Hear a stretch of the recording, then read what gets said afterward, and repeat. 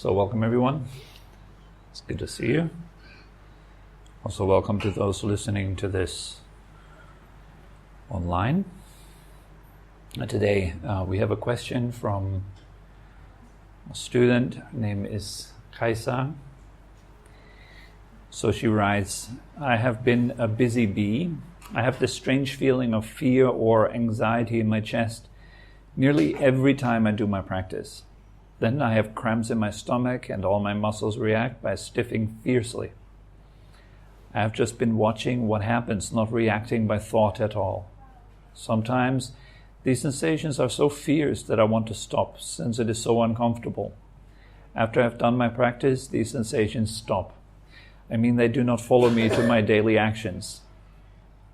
I wonder what is happening here.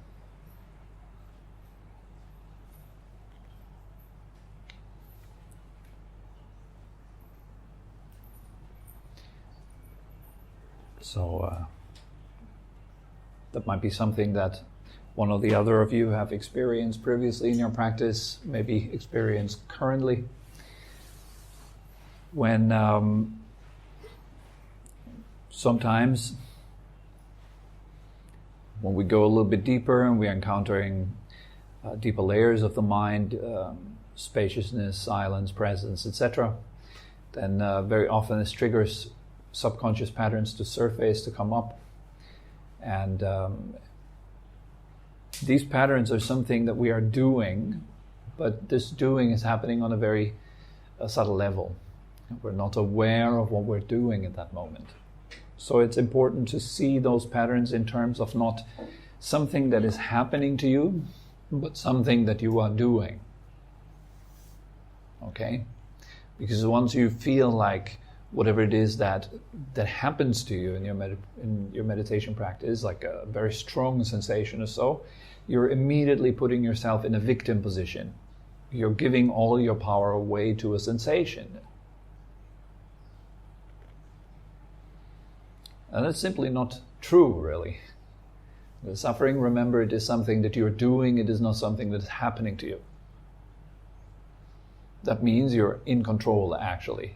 If you were mindful enough, if your mind is subtle enough to grasp and to see clearly into what it is that you're doing, you can clearly see a pattern, an action pattern. Like, for example, you might be anticipating. You sit down, you meditate, and you might be anticipating that you will be confronted with some heavy sensations, some heavy emotions or deep, dark feelings. There are in fact some people who are sitting down in meditation trying to somehow provoke like subconscious things to come to the surface, and so they can learn to release them and deal with them. I don't really think that it is necessary to do these kind of things, because usually what you need to deal with, it comes up anyways in your practice, sooner or later, and by itself. There's no need to push things. And if it is pushing that you're doing, then observe, like, what is it that you're doing there? And observe it not in terms of intellect, like thinking about it, but observe it in terms of energetic patterns, like intentionality, pushing something, wanting, will. What is your will doing in the moment when you're feeling tight, or like when something is burning inside? When you're really uncomfortable, what in that moment is happening to the faculty of will?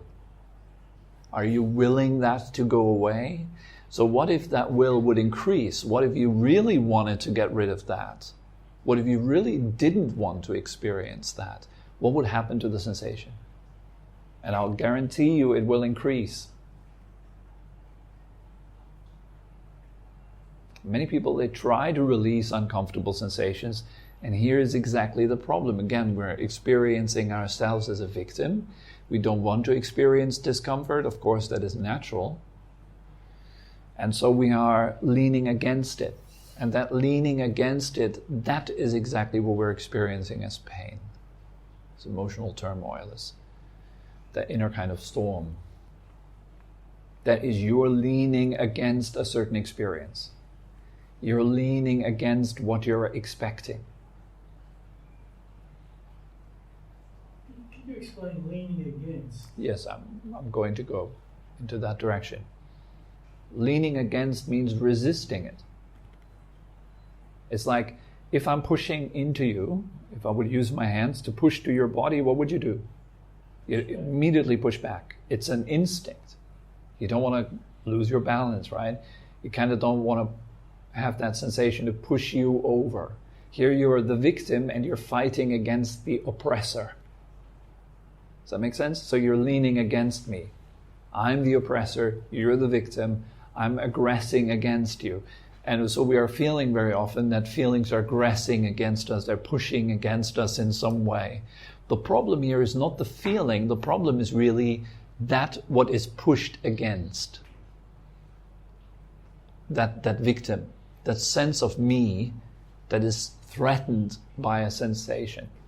That is the problem. And very often sensations, they reveal that.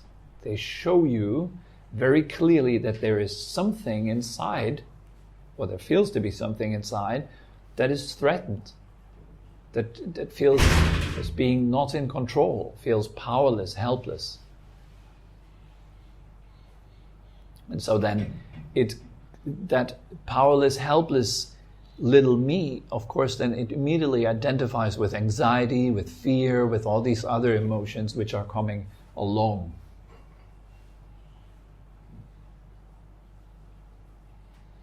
So we need to develop the ability to look exactly into what's going on. Not just superficially looking into what's going on, but looking with great precision. That's the reason why we need to learn to still the mind and to concentrate it. If you're unable to concentrate your mind, if you're unable to still your mind, you will not be able to see into these patterns. A lot of people these days, they practice meditation methods that are more about kind of relaxing, spacing out, like not really getting anywhere. Like sure, you'll have a bit of a while of feeling something nice, but that is not spiritual transformation. You're not engaging in a proper path. It's like taking drugs. Right? You smoke a joint, you feel spaced out for a while, and that's nice, and okay, good. Back to your everyday life. Then you have to again deal with your stuff, right? And then you might want to space out again, you smoke another one, etc., etc.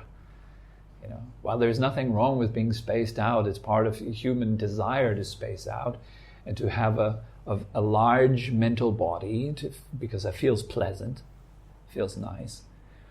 There's nothing wrong with wanting that, but very often the methodology is wrong that we're using certain devices, whatever kind of practices or teachers or empowerments or drugs or whatever it is to achieve that spaciousness.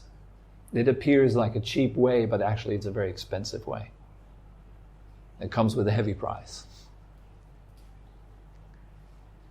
Because most of us, we do not understand what is happening to us. We're not investigating, we're not looking deeper. So we don't see what's really happening, what's going on. And the mental body is a very subtle phenomenon. You do something to it, it'll have long-term repercussions. You're building habits, you're building beliefs, you're building dependencies, like, oh, I can only relax in that specific room, like this room here. Or I can only relax if that teacher gives me guidance. I can only relax if this and that circumstance is available. So you're building dependencies, you're becoming sticky. The tentacles of your mind branch out into the world and latch onto things and people and stuff, substances. That is not a spiritual path. It's a path of dependency. It's not a liberating path. It's akin to taking drugs, as I just already said. So we call that what's that spiritual? There's a certain term. Thank you very much. That's it. Spiritual bypassing. We don't really want to deal with the hard stuff. We don't really want to see what's happening to us. We don't really want to make effort. So what we're doing is we're bypassing all the discomforts and all the problems that we would have to actually deal with by using a spiritual kind of setup and technique. That's not helpful.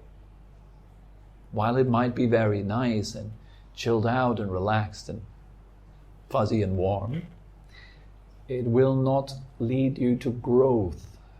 It will stagnate in some way. You will start to stagnate. You will not go deeper.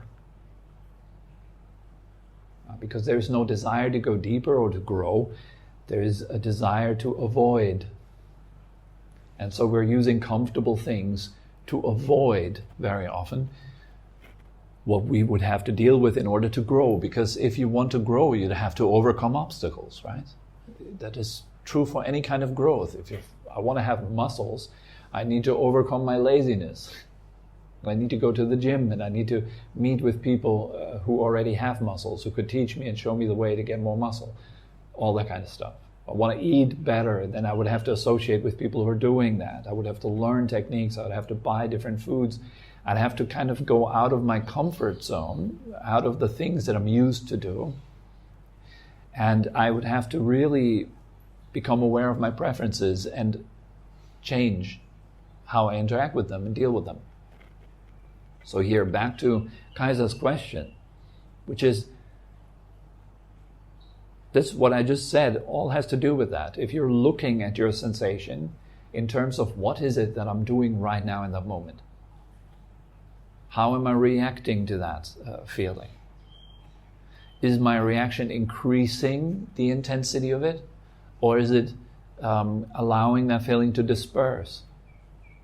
Am I encapsulating that feeling in my fear, trying to protect myself from it? Or am I pushing against it in a subtle way? And all that happens beyond words, has nothing to do with words. There are mechanics inside of you, things that you're doing. So in a way, you have to be really hungry for truth. You have to be really hungry for spiritual growth. Otherwise, you wouldn't sit down and pay that much attention, like taking notes, writing notes down in your notebook, sitting many times every day, taking every little chance that you have to investigate and see what you're doing to yourself. You have to have that kind of hunger to actually go beyond these kind of things. As I know, Kaisa, she does have that. So for her, it won't take very long. But the problem is very often also that for long times we might get stuck, even if we're very hungry on the spiritual path, because we are repeating what we did yesterday, and it has been inefficient yesterday, and it is inefficient now. So how are you expecting to grow, right? There's that saying, like true stupidity is if you're repeating the same thing hoping for change or something like that. So, pardon? Yeah, Einstein, is that Einstein? Yes. So Einstein said that. Doing the same thing and expecting a different result. Exactly, yeah. Exactly. So here is exactly that thing. So it might very well be that if you're looking closely, maybe you have been dealing with those feelings the same way over and over and over again in every meditation session. So now you're feeling helpless because of the way you're dealing with it, or you got used to dealing with those feelings. So you need to observe, like, what is it that I'm doing? Stress and suffering does not come from things like feelings or thoughts, does not come from objects. It's always and only exclusively the reaction to the situation. It's not the situation. So you're confronted with a certain feeling, it's not the feeling. The feeling is not the problem. Feelings are normal, natural, we all have them. All of you know what feelings are, right? You know, some of them don't feel good, some of them feel good. Why? Because those feelings that are feeling good because at that moment you give space to your experience. There's always a quality of spaciousness when you're joyful. Every single time. You're open. Your heart is open, your emotional body is open, your mind is open. It feels nice. At the moment when you're contracting, when you're closing up, that's when it hurts. Every single time. So there's no really any difference between good and bad sensation, but there is a difference in your spaciousness. Either you're open, that feels good, or you're closed, that feels bad. It's really that simple. What's not so simple is detecting your contraction or your opening patterns. Detecting them, getting sensitive to them, and then steering against those habits. Like you want to open up to your feelings, open up to your anxiety. Being scared means you're seeing yourself as something that could be overwhelmed potentially by the feeling. So since you're now afraid because that feeling could give you serious problems and serious harm, could make you go insane, it could overwhelm you, it could just, give you a whole lot of trouble. Then of course you're closing up because you're fearful of that feeling. If you were kind to that feeling, it would be a whole nother story. You would just give it space, you would open up to it, you would welcome it, you would have fun with it. No problem with it.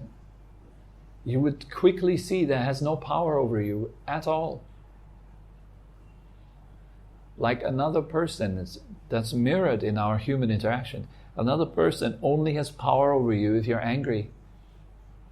That is a sign that they are in charge right now. As soon as you get angry, they've got you. Yeah, that's the way it is. As soon as you're angry, that's where you're stuck. And that's exactly the point of control of the other person. I make jokes with my wife. I kind of tickle her or doing things like that, And if I do that, I only do that because she has a reaction to it. She would like run away or laugh or something like that, or contract or try me not to do that, something like that, So I would have fun doing it, It's more fun to do it. Why do other people bully other people? It's because of the reaction of the one who is bullied. That victim reaction, it gives them power, gives them a sense of power. If you would be kind to your bullies, genuinely understanding where they're coming from, knowing that they can't help but doing what they do, they are victims of their old patterns, you could approach them with friendliness.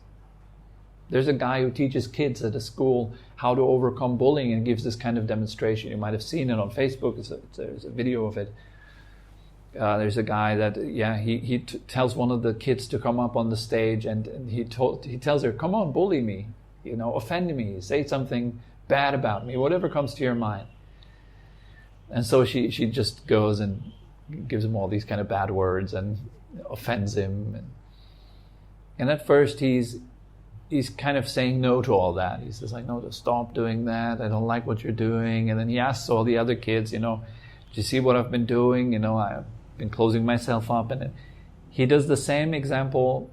I'm not sure if I'm narrating it right. I have it like that in my memory. It might be totally different.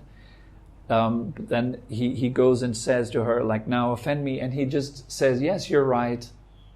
And she says, oh, you look so stupid. And he just says, yeah, you're totally right. I look quite stupid. Like many of us actually do. And so he's like really open to whatever she throws at him. And it makes her totally powerless. I mean, what can you say? That there is no leaning against. There's no resistance to you. You can't attack something that doesn't give you resistance. It's like trying to punch space. Can you punch space? Can you offend space? Can you spit into space's face? You can't, because there is no face. Like you can't be offended because you have no face. It's a thing in Thailand, right? Losing face. What if you had no face? Nothing to lose. No problem. But the bigger you face, the bigger of a target you will become. Some superstars, they have huge faces. Everyone knows their face. They're always threatened to lose their face. It must be a horrifying existence. It must be absolutely desperate. I can't imagine. I would never want to be famous like that, ever. It's the worst kind of thing that could happen to you. I remember when we were at the monastery, that we had a prayer in the morning, quite a long one actually. This prayer, in the translation of that prayer, it said something like, may I never be famous. They would actually specifically pray for that. May I never be famous. It's the worst thing that could happen, particularly if you lack power. If you're not able to hold masses of people, it's really bad. It's like giving a lot of power to a fool. What will that fool do with power? You know, what would a terrorist do with $100 billion? We'd be screwed, you know. So, you know, it's important to understand that it's never the situation, but it's always the way you react to the situation. You have to detect where your resistance is, particularly with this kind of situation. You're faced with difficult sensations and feelings in your practice. You have to see where exactly you're resisting. And you have to learn to untangle that resistance, as difficult as that might be, as rewarding it is when you finally figure out that the key to open that lock and to open the gate. And suddenly you see, like, wow, feelings cannot hurt me. Now then you're coming to power. Your practice has shown you that you can't possibly be hurt by your feelings. You can't be victimized by your feelings. I don't see it as a good thing that these days a lot of people, they put so much emphasis on my hurt feelings. That's not a good thing. And then we need all kinds of things, like I've heard they build like even like safe spaces in universities and stuff in the US, like safe spaces for people who don't want their feelings to be hurt, and they show like puppy videos and stuff like this, and it's like, come on, what is going on there? It's like giving away all our power to other people and allowing ourselves to be completely controlled by what the world does. That is not healthy. That should be obvious that it's not healthy. What would be healthy is like empowering people and educating them that way that they cannot be hurt because they're secure within themselves. They are their own safe space. They're safe within themselves. So no matter what other people say or something like that, that they are okay within themselves. Their feelings cannot be hurt, and feelings cannot hurt you if you understand what's going on. If you don't understand, yes, feelings can hurt you. And they can hurt others, especially if they are expressed. So that's why we practice a spiritual path, so that we detect something inside of ourselves that is invulnerable, that cannot possibly be hurt. Not even by death or illness or loss, sorrow, whatever it is. There is something in you that is beyond any pain, it's beyond any hurt. And you can discover that. That's where all your power comes from. So that's why we do these kind of trainings. So when you're ever confronted with difficult situation in your practice, and you feel powerless and victimized and all that, remember it's the reaction. And you can, if you pay attention, if you pay close attention, create a better reaction. That's your power. That's all that comes to mind for that topics. Hope that was somehow helpful. I always say that online, at least, I write little comments or something like this. You're always welcome to ask questions. Send them to me as a little messenger snippet or something like that, and I'll read them out in class, and hopefully it helps and benefits you. Are there any other questions?